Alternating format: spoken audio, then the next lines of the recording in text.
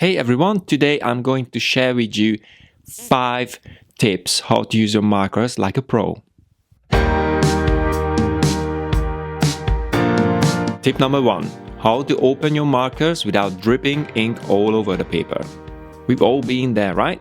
You're ready to create, but that silly ink drips at worst possible moment. Here's a trick: always hold the marker nib facing up and far away from the paper when you remove the cap. This keeps excess ink from flowing to the tip. Now you're ready to draw without a mess. Tip number 2. How to fix mistakes with the white gel pen. We all make mistakes, even the pros.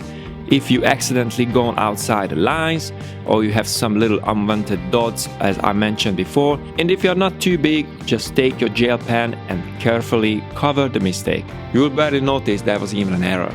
Tip number 3. Mixing 2 different colors. Mixing markers can create some stunning effect.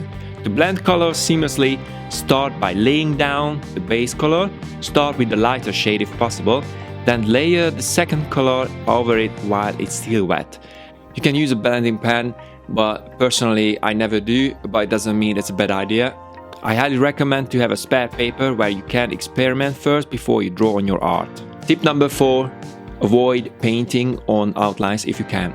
Remember, once you go over them, there's no way back.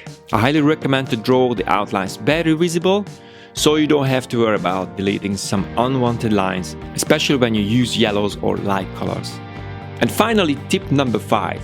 Keep your finished drawing safe from sunshine. Direct sunlight can fade your artwork over time, especially if you use alcohol-based markers. To keep your pieces vibrant, display them in a place that gets indirect light, or even frame them with UV protective glass. That way, your masterpieces will last for years to come. I hope you found these tips useful. If you did, smash the like button and leave a comment if you have anything to add to this list. Happy drawing and see you in the next one.